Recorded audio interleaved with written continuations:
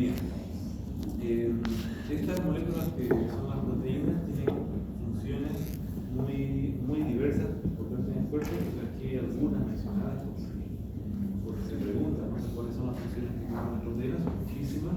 Tienen que ver, por ejemplo, que ver con la inmunidad, también con los anticuerpos, con la captación de rayos de luz para poder hacer la visión, o también como parte de la maquinaria de la apoptosis, proteínas que regulan la actividad de la membrana. O sea, son muchísimas funciones que tienen que ver con el metabolismo, con la inmunidad, con la hemostasia.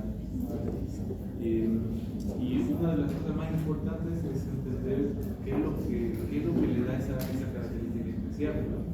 Entonces nos vamos a ir primero para comprender las proteínas a los aminoácidos. Entonces, el aminoácido está formado por estos 5 elementos básicos. Vamos si lo vemos así dibujito, ¿no? Entonces está formado por un carbono central, o también llamado carbono alfa. Ese carbono unido por un grupo carboxilo, que es el COOH, carboxilo. También a su otro lado está unido por un grupo amina, que es el hidrógeno, un hidrógeno y un grupo funcional también llamado como cadena lateral o grupo R. Y todos los aminoácidos van a tener el mismo esqueleto, la misma forma básica, excepto este grupo funcional R, que es el que le va a dar simplemente la característica. Así como otras moléculas del cuerpo también pueden existir en dos formas, y son los opuestos derecha e izquierda. Si es que un aminoácido se encuentra con otro aminoácido, se van a encontrar el grupo carboxilo de uno y el grupo amina del otro, quedando expuestos el hidroxilo y el hidrógeno. Esto se va a juntar y formar agua, entonces creando un enlace entre el carbono y el nitrógeno. Y ese enlace entre el carbono y el nitrógeno, este es el enlace peptídico. Entonces, en el laboratorio, así como hicimos pruebas de reconocimiento de azúcares, vamos a también hacer pruebas de proteínas. Y esa prueba lo que hace es reconocer este enlace, el enlace peptídico. Algo muy importante de los aminoácidos es que cuando ellos se unen, se pierde, ¿no? El hidroxilo, se pierde el hidrógeno y se pierde el grupo funcional de cada uno, o sea, amina y carboxilo. Entonces, en realidad, ya no tienen esta característica de aminoácido, por lo menos se está formando parte de la cadena. Entonces, para resaltar eso, cuando tienes aminoácidos formando o incorporados en una cadena, a eso se le llama residuos, ¿no? Es algo que a veces uno lo lee en el libro. El residuo de tirosina, el residuo de serina, significa que está siendo parte de una cadena y que ya no tienes los grupos funcionales por lo menos expuestos. A lo largo de la cadena de aminoácidos siempre va a haber un carboxilo un grupo carboxilo expuesto terminal, a ese se le llama extremo C, y un grupo amina libre terminal, que es el extremo N. Cuando estamos leyendo sobre proteínas, es común ver, ¿no? Y escuchar el extremo C terminal, el extremo N terminal, y estos extremos todavía, como están libres, pueden interactuar con otros grupos funcionales y formar enlaces efectivos. Por eso que estos extremos C y extremo N son reactivos. Entonces estas aminoácidos dijimos que tienen esta cadena lateral, que es lo que le da la función, y en base a esa cadena lateral podemos clasificar los aminoácidos en 4 grupos. El primer grupo van a ser los polares con carga eléctrica, porque si nos fijamos en esta clase de aminoácidos, son por ejemplo el ácido espártico, el ácido glutámico. Por ser ácido va a donar un protón y se va a cargar eléctricamente, pero también hace parte de la lisina y la arginina. La histidina, hay una polémica, ¿no? Porque esta histidina en realidad es un aminoácido que tiende a lo neutro, pero en el cuerpo humano, al pH fisiológico, esta histidina se carga eléctricamente. Entonces nosotros lo vamos a considerar polar con carga, porque en nosotros sí tiene carga eléctrica. Ahora, ¿qué tiene que ver o cuál es la importancia de saber si el aminoácido tiene carga? Porque hace que estos aminoácidos sean capaces de formar enlaces iónicos con otras especies también cargadas.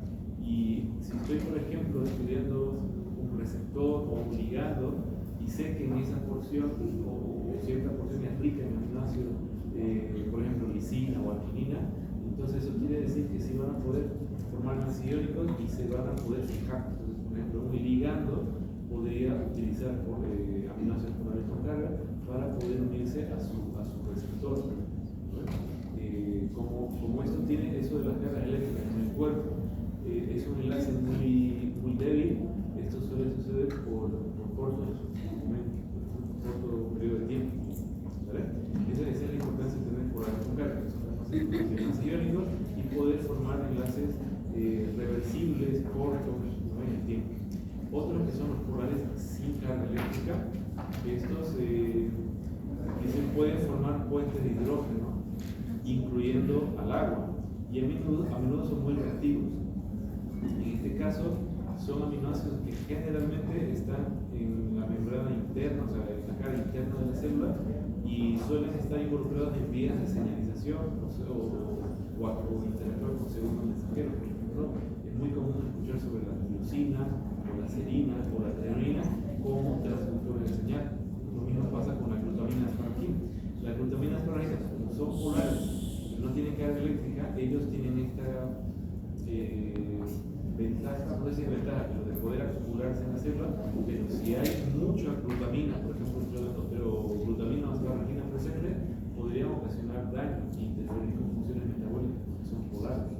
Entonces ahí vamos también a ver que enfermedades metabólicas pueden acumular glutamina y la glutamina actúa como un neurotóxico en los casos.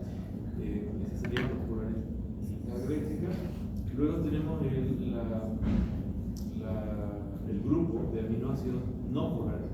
Estos no polares, que son alanina, valina, leucina, metionina, celularina, tritosina y leucina, ellos tienen la ventaja de poder formar interacciones hidrófobas. No son solubles en agua, ellos no pueden formar enlaces electrostáticos, ni siquiera interactúan con el agua, y se basan en las fuerzas de Van der Waals. Suerte para recordar de que se trata de la fuerza de Van der Waals, también llamada dipolo inducido. En este caso, sabemos que los carbonos, hidrógenos y todas las moléculas van a formar enlaces que tienen que ver con cargas eléctricas, en el caso de iónicos, o covalentes, en el caso de que estén compartiendo los electrones, ¿no? Ahora, o aprovechándose de electrones. Ahora, imaginemos cómo funciona esto. Es como cuando vas a un junte y hay unas mesas así como esta, de repente, ¿no ves? Y yo digo, si mira, te traje, no sé, algo salado, compartido, y yo traje el refresco, la soda, no sé qué, los dulces, ¿no ves? Y lo vamos dejando todo lo que tenemos que compartir en un sitio específico, de repente una mesa o algo, para que cada uno se sirva. Los electrones funcionan casi parecido a eso, o sea, que los átomos cuando están compartiendo los exponen al electrón en un sitio más, digamos, que se va a encontrar más probablemente. Y estos electrones van así, ¿no? Están dando su vuelta, su spin.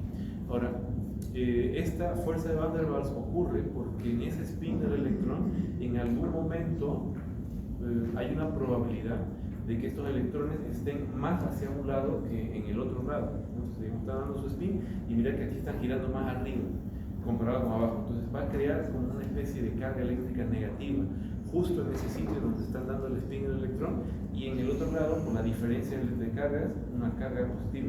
Entonces eso crea un dipolo inducido por compartir los electrones en ese momento. Eso más o menos, digamos, es la fuerza de Van der Waals, por inducir. Ahora, cuando yo tengo muchas personas que están invitadas a la fiesta, la comida está más buena, ¿no? Porque tengo más variedad. Y lo mismo pasa en la fuerza de Van der Waals. Cuando yo tengo muchas moléculas haciendo, digamos, su compartición, ¿sabes? Como diríamos nosotros, entonces el dipolo es mejor porque va a tener más carga eléctrica inducida, ¿no? Entonces, en otras palabras, si yo tengo una proteína o un aminoácido, mientras más largo, mientras más grande el aminoácido, va a ser más fuerte su enlace químico y más estable. A eso se refiere con fuerza de Van der Waals. Y estas moléculas no polares como ahorita les voy a mostrar, suelen ser cadenas largas de carbono e hidrógeno. Vamos a estudiar un poquito. Aquí tenemos en esta parte verde todos los aminoácidos no polares. ¿Qué tienen de característico? Que son, mira, acá está el grupo carboxilo, carbono, hidrógeno, que es la amina, y en general son aburridas porque son moléculas largas, carbono, hidrógeno, y eso es lo que lo hace no polar, y eso es lo que hace que dependan de estas fuerzas para interactuar entre ellas. Entonces, mientras más aparatos, mientras más grandes, mejor se va a unir y mejor va a ser su interacción hidrofóbica. Eso es lo que nos quiere decir pues, esta característica. ¿Vale? Pero como no pueden interactuar con el agua,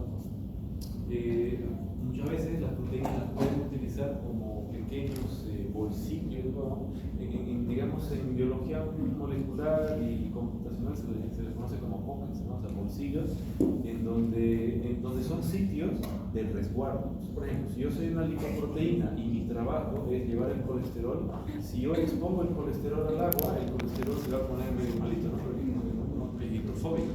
Entonces yo le dije tranquilo, digo, vamos a atravesar el plasma, yo te llevo, ¿no ves? Yo soy la lipoproteína y lo cargo así en mis brazos. Y yo sí soy hidrofílico, así que yo sí puedo interactuar con el agua, ¿no ves? Ahora, estos, digamos, mis brazos, o sea, para hacer el ejemplo, toda esta parte que tienen que encerrar y encapsular al colesterol, eso seguramente es rico en aminoácidos no polares.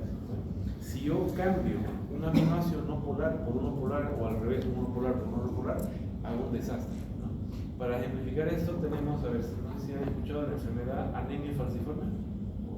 En la anemia falciforme, por ejemplo, solamente porque se da esta situación, es una hemoglobina, ¿no es parte de una hemoglobinopatía, en donde tengo la hemoglobina que necesita cargar el oxígeno, tiene los grupos M, además y es súper social la hemoglobina.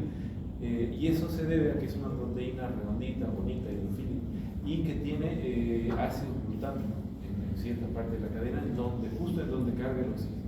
Ahora, en esta anemia falciforme lo que ocurre es que en vez de tener ácido glutámico, ahora se cambia por valina, que es un polar. Entonces, el tener un aminoácido no polar, el aminoácido no polar es tímido, ¿no? Cuando sale con el agua, no se pone. Y eso hace con que la forma del aminoácido de la proteína cambie. De ser redondita bonita, ahora se me hace alargada, en forma de banana. Y eso cambia al núcleo de la célula y le da una forma también de banana al eritrocito. Y si el eritrocito tiene que hacer sus funciones doblándose y escabulléndose entre medio de los vasos sanguíneos, el tener una forma de banana no le va a convenir porque se va a reventar. Y eso es lo que ocurre en la anemia falciforme. Se revienta el glóbulo rojo por tener esta forma rara, anómala. Y todo porque se cambió un aminoácido de la cadena de hemoglobina. Entonces, esta anemia falciforme ocurre justamente por el cambio de ácido glutámico por valina. Entonces, ahí la importancia de detectar esto de lo polar y no polar. Bueno, y ahí llegamos a la cuarta clasificación, que son los aminoácidos especiales, digamos, con cadenas con propiedades únicas. Son tres. Aquí tenemos el primero, que es la glicina. La glicina, ¿qué es lo que la hace especial? Es la más sencilla. Y si es sencillo, es especial, mira que está bonito, ¿no? Hasta como filosofía. Si yo les digo dibujar una glicina en el examen, está muy fácil, ¿no? Vamos a hacer la glicina. Tiene un carbono, aquí tengo un carboxilo, por acá tengo una amina, por acá tengo un hidrógeno, y acá está el grupo R que dijimos, ¿ves? Ahora, el grupo R de la glicina es un hidrógeno. Esa es la glicina, es un hidrógeno. Entonces, es más sencillo de los aminoácidos, los otros se complican un poco. Ahora, ¿qué lo hace especial?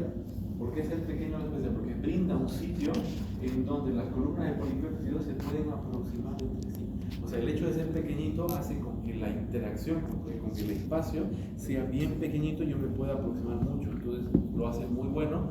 Imagínense si yo necesito unir un ligando con un receptor o el reconocimiento de antígeno, el macrófago, para poder comer a la bacteria. Entonces, ahí necesito tener mucha glicina para poder acercarme bastante. Eso es su característica. Luego tengo la cisteína, que nos encanta preguntar, es una pregunta de examen segura, ¿no? Y no solamente de este examen, sino del próximo y del próximo y del final también. Entonces miren la pregunta como, oye, de verdad, mira, Mira cómo es la pregunta, ¿no? La pregunta es, ¿qué aminoácido de estos acá, les pongo varios aminoácidos de ejemplo, contiene azufre o puede formar puentes disulfuro, que es la característica? Entonces, la respuesta es cisteína. La cisteína tiene de especial que es la única que contiene grupos sulfidrilos, SH. Y SH puede desplazar al hidrógeno e irse con un amigo, SS, y formar los llamados puentes disulfuro, que le conviene mucho a la proteína porque le va a formar, va a comenzar a crear subunidades. O sea, si yo tengo una proteína aquí y yo tengo otra acá, hago un puente disulfuro y listo, ya tengo dos proteínas. Entonces, esa es la belleza de la cisteína, que es la única que tiene azufre. ¿Okay? Y el tener puentes disulfuro que tiene, que puede ser sometido a tensión física, porque va a crear una capa encima de otra capa. Eso es muy característico de las proteínas, por ejemplo, estructurales, como vamos a ver después, el azufre, ¿no? O sea, muchas veces tenemos deficiencia de azufre porque no comemos algún nutriente como algunos aminoácidos, selenio, y tenemos deficiencia de azufre y se nos comienza a desportillar la uña, a caer el cabello, viene de por ahí la cosa. ¿Okay? Cisteína, tu pregunta es segurísima, está fácil. De las 50 preguntas del final ya tenemos una, falta ir por las 49. Por lo menos una tenemos. ¿Qué cosa? Que la cisteína tiene puente disulfuro. Y la última especial es la prolina. Pero la prolina hay que verla porque creo que la discusión es más bonita viendo la prolina. La prolina está por acá. Ahí está la prolina. La prolina tiene diferentes que acá está el carbono, el hidroxilo, y tiene como grupo lateral este anillo, que es el anillo iminoácido, que está bastante lejos de esta otra molécula, digamos, del carbono y el hidroxilo. Y ese espacio le permite ser móvil, le permite ser como un globito que queda ahí balanceándose. Entonces, ese globito balanceándose le permite tener la suficientemente flexibilidad como para doblarse, y las proteínas van a aprovechar esa capacidad de la prolina para hacer como una especie de bisagra, ¿no? como una especie de doblez. Entonces, imagínense que yo quiero hacer un canal de sodio, y el canal de sodio tiene su compuerta, ¿no ves? Pero ¿quién puede hacer que cierre y abra esta compuerta? Yo lo meto aquí en prolina y ya está, ¿no? Porque la prolina le va a dar esta movilidad. Entonces, esa es la principal característica de esa prolina, ¿no? Entonces, leyendo aquí, ella tiene este aminoácido que es hidrófobo, que se adapta con mucha facilidad a la estructura secundaria y terciaria. Vamos a ver qué significa secundaria y terciaria. Y a menudo produce bisagras o dobleces.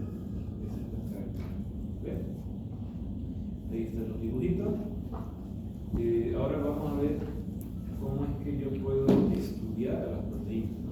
Las proteínas, ellas básicamente son cadenas de aminoácidos, y a mí me conviene mucho estudiar las proteínas porque, como hemos visto en las funciones, están en todas partes. O sea, tienen que ver desde la coagulación, la inmunidad, toxicidad, de todo. Entonces, las enfermedades de alguna forma las van a usar para hacer sus mecanismos patológicos, y yo voy a entrar con fármacos para tratar de resolver las cosas, ¿no? A mí me interesa muchísimo estudiar proteínas. Así que, ¿cómo las estudiamos? Por fases, digamos, ¿ves? La primera fase, vamos a decir así, es la estructura primaria. Y esa estructura primaria no es nada más que la secuencia del aminoácido, o sea, la cadena de aminoácidos. Yo sé que aquí, por ejemplo, no se puede decir metionina, tirosina, leucina, isoleucina, no sé cuánto, triptófano, y yo hago como la secuencia de aminoácidos. Eso es la estructura primaria. Ahora, no quiere decir que la proteína se vea así. Cuando yo coloco los aminoácidos uno enfrente del otro, o uno al lado del otro mejor, ellos comienzan a interactuar entre ellos por sus propiedades de carga eléctrica, sin carga eléctrica, de hidrofilia, hidrofobia, comienzan a interactuar entre ellos. Así como más o menos como cuando yo coloco en el examen, oye, ¿cómo cambia el examen? Colocar a un estudiante que está amigo del otro y separarlo, ¿no? O sea, en uno aumento la probabilidad de enlaces covalentes, ¿no? Y en el otro lo separo y ya está. Entonces, lo mismo pasa aquí en el aminoácido, ¿no? Lo mismo pasa en el aminoácido. La proteína se va a autoplegar, ella se va a dar formas de tener formas, ¿vale? Y la siguiente fase, que sería la estructura secundaria, es que cuando ella se vaya autoplegando, ella va a tener dos formas básicas. Dos formas básicas. Esa sería la estructura secundaria. Ella puede plegarse en forma de lámina, así como una especie de... A mí se me hace una calamina, ¿no? Es un cartón, ¿no? Una especie de cartoncito que es la hoja beta, ¿no? Es llamada de hoja beta, es en amarillo de la izquierda, o se puede plegar en una forma espiralada, ¿no? Una espiral de una hélice llamada hélice alfa. Esas son las formas básicas de la estructura secundaria.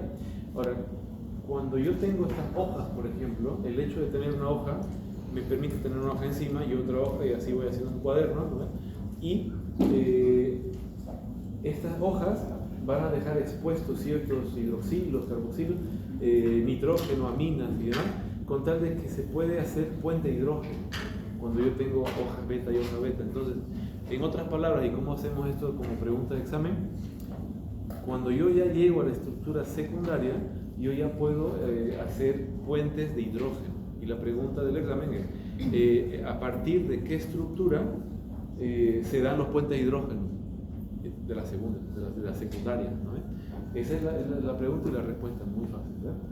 Ahora, mientras va pasando esto, mientras se van interactuando entre ellas las hélices alfa y la hoja beta, vamos a tener una conformación un poco más compleja. Le voy a ir a la fotito del principio de la clase, que está acá. Esta sería ya una proteína terciaria, estructura terciaria, o sea, supone que ya tengo una forma tridimensional un poco más compleja, pero si se dan cuenta, esta estructura terciaria, miren lo que tenemos acá. Por acá. Miren que aquí, por ejemplo, tengo un espiral rojo. Acá está mi hélice alfa. Hélice alfa, mira esta flechita de por acá, flechita mostaza con hélice mostaza. Estas flechitas son las hojas beta. Entonces, mi estructura terciaria no es nada más que el conjunto de muchas estructuras secundarias unidas entre ellas. Son hélices y son hojas, son hélices y son hojas. ¿Okay? Esa es la estructura terciaria. Entonces, poco a poco le voy dando forma. Muchas veces se dejan estos grupos laterales, por ejemplo, expuestos en esa estructura terciaria, y estos grupos van a interactuar con el medio o con otra proteína, ¿no? Entonces, si esto yo lo llevo a la computadora, pues eso es lo que se hace. Si tenemos tiempito, le muestro, ¿no? Si llevo a la computadora y le digo, mira, esta es mi secuencia de aminoácidos, la computadora es capaz de predecirme la forma tridimensional e incluso es capaz de decirme, mira, te cuento que esta zona está rica en tirosina o arginina. Entonces, la probabilidad de interacción es mucho mayor. Así que ella me dice, este es el dominio, es la zona que te va a producir la función, la que sea, digamos. A partir de la forma, a partir de estas previsiones de cuáles son las zonas funcionales, yo voy a estimar la función de esta proteína.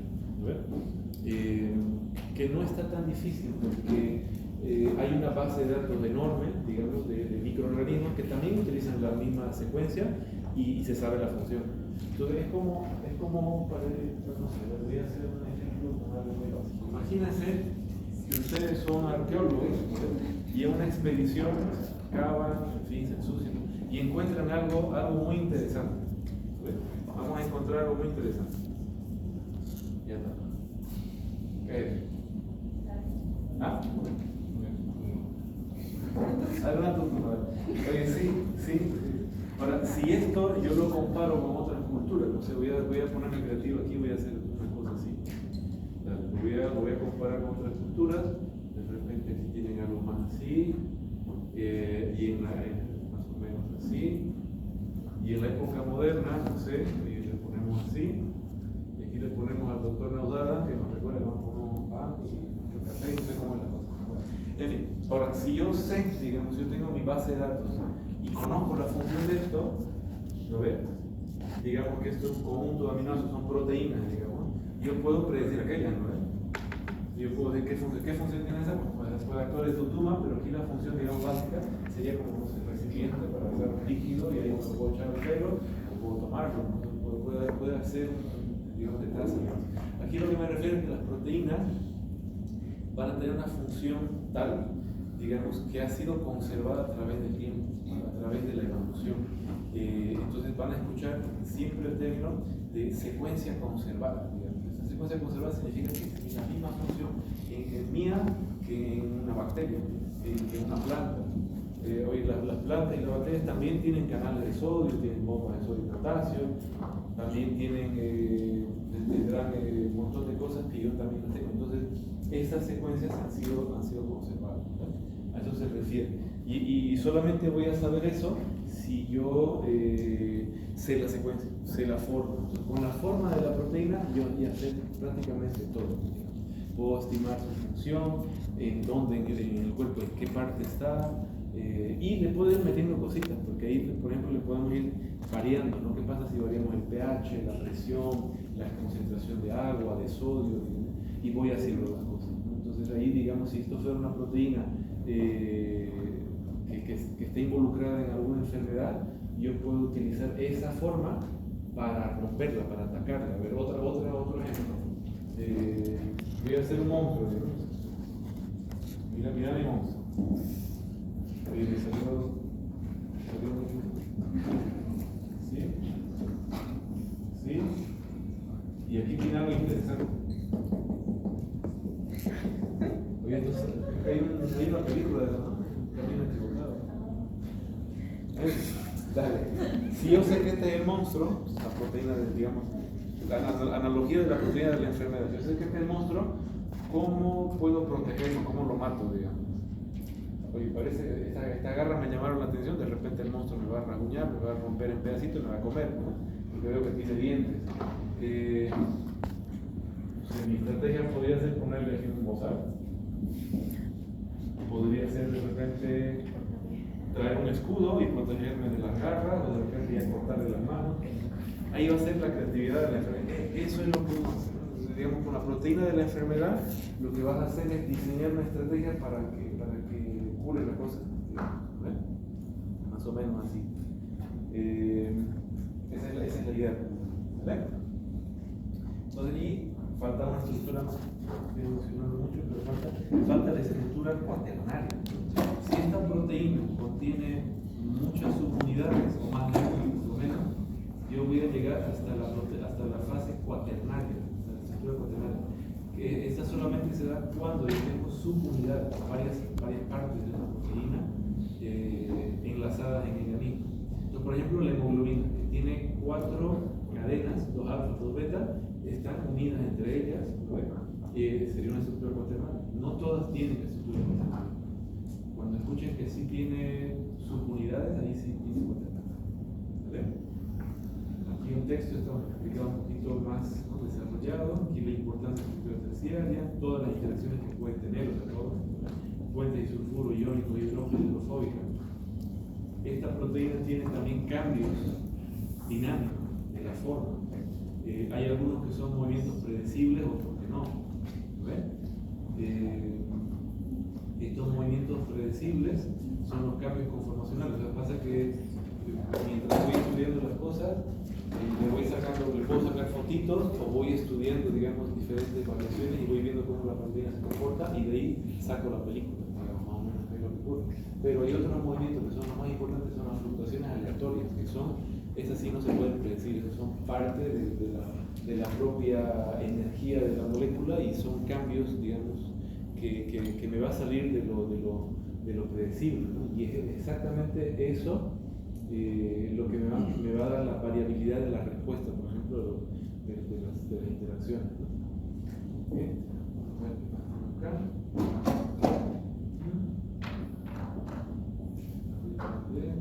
Hay también un término de plegamiento y desnaturalización. Plegamiento hemos visto. Plegamiento es cuando la proteína, ella por su propia naturaleza se da forma, y desnaturalización es cuando yo, por algún elemento que puede ser agente físico, calor, radiación, detergente, solvente orgánico, pH, cambio esta forma. O sea, hago que los aminoácidos ya no sean capaces de interactuar, o cambie su reactividad o alguna cosa, que la proteína se desarma, pierde totalmente su forma y ya no vuelve. Cuando yo desnaturalizo una proteína, ella pierde automáticamente su función. Imagínense lo catastrófico Entonces, que debe ser tener una temperatura de 42 grados o tener un pH de 7.0, 6.9. O sea, lo que le estoy haciendo a la proteína es hacerla que se desnaturalice, pierde sus funciones y pierde, por lo tanto, el control metabólico, homeostasis. Es una cosa muy grave, ¿no? ¿Cómo las podemos clasificar? Las clasificamos en dos familias.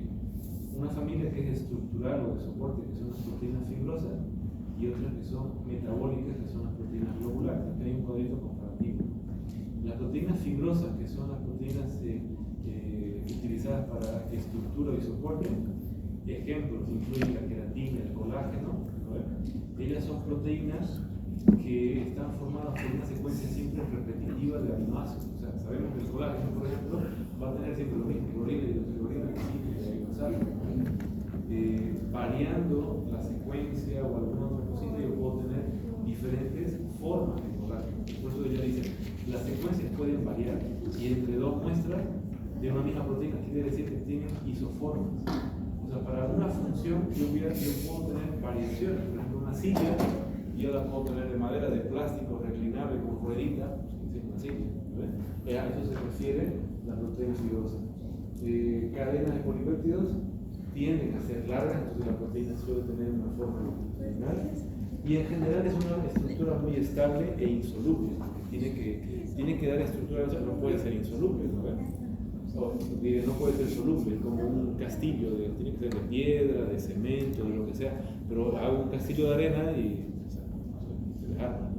Ahora, la proteína globular, ella tiene una función metabólica, ¿no? Una función que ya son proteínas que tienen que ver con el metabolismo, son solubles por eso, porque tienen que estar viajando entre un medio y otro.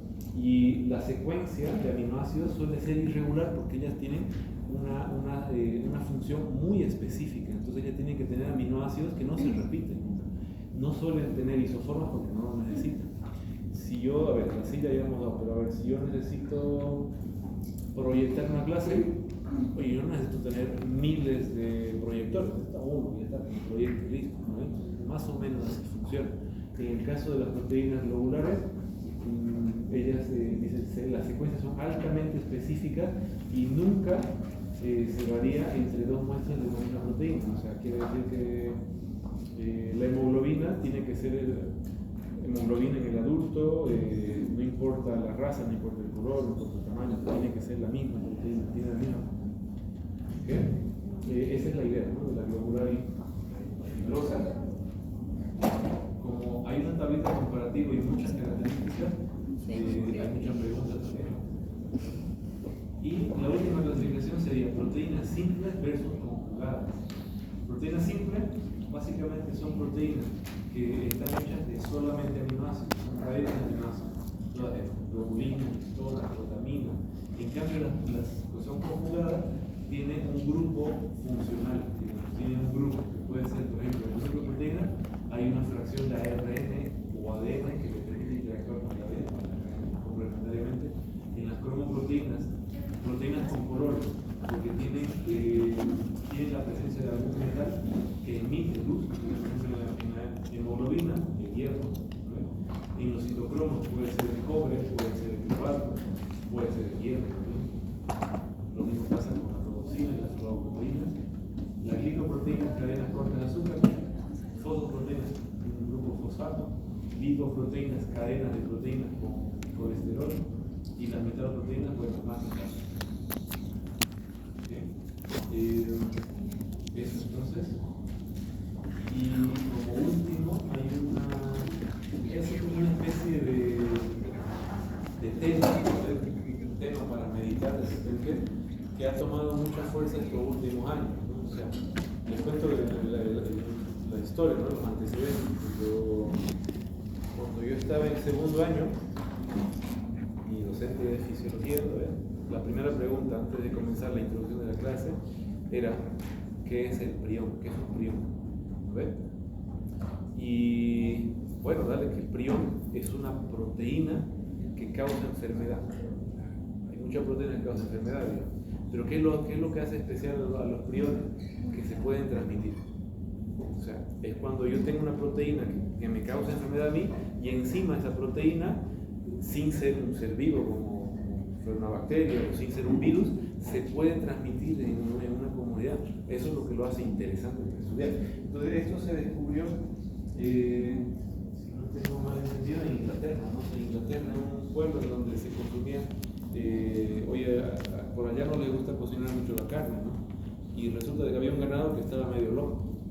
Les comenzaron a llamar las vacas locas, porque de pronto la vaca comenzaba así a bailar un poco y se tiraba y se daba una cosa así. Y la gente comenzaba a comer esa carne y enfermaba y hacía lo mismo. De pronto comenzaba a bailar y se vio que era contagiosa la cosa, ¿no? Y bueno, después de mucho tiempo, porque se creía que esta proteína priónica era algo extraño, extraño en el sentido de que no era del cuerpo, que era algo de afuera, que teníamos que meterlo. De ahí se comenzó no sé, por 2010 por ahí, se comenzó a ver que esta proteína en realidad era una proteína que ya estaba en el cuerpo y que se comenzaba a autoplegar de forma anómala, digamos. Se comenzaba a dañar en el cuerpo y que de hecho tenía funciones muy importantes, como por ejemplo envolver la vaina de mielina, controlar los flujos de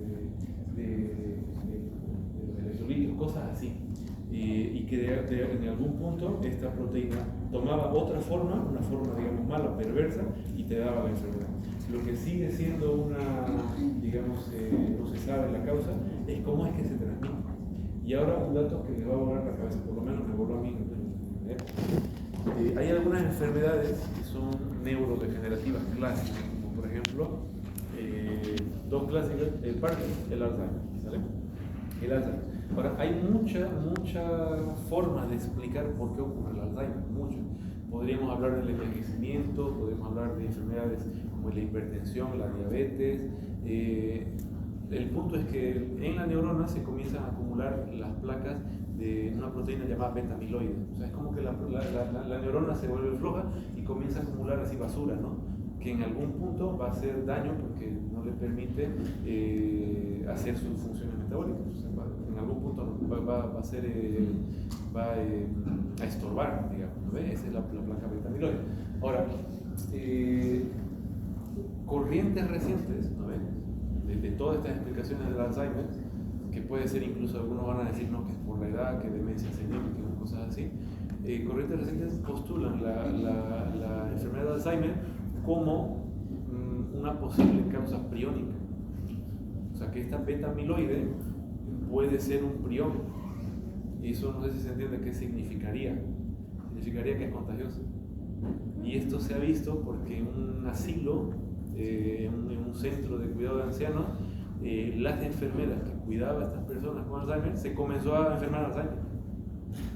Así. Entonces, imagínate eso. Es una cosa que se sigue investigando. Ahora se está tratando de explicar por qué.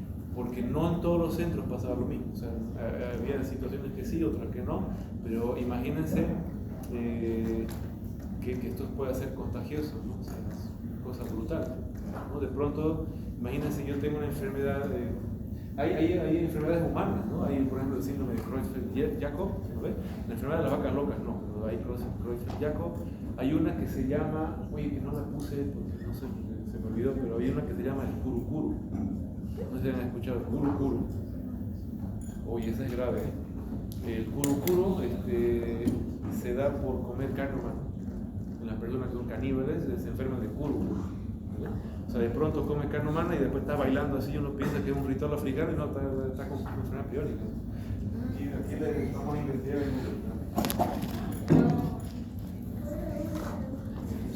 colocan así, Kurukuru, enfermedad, la toda.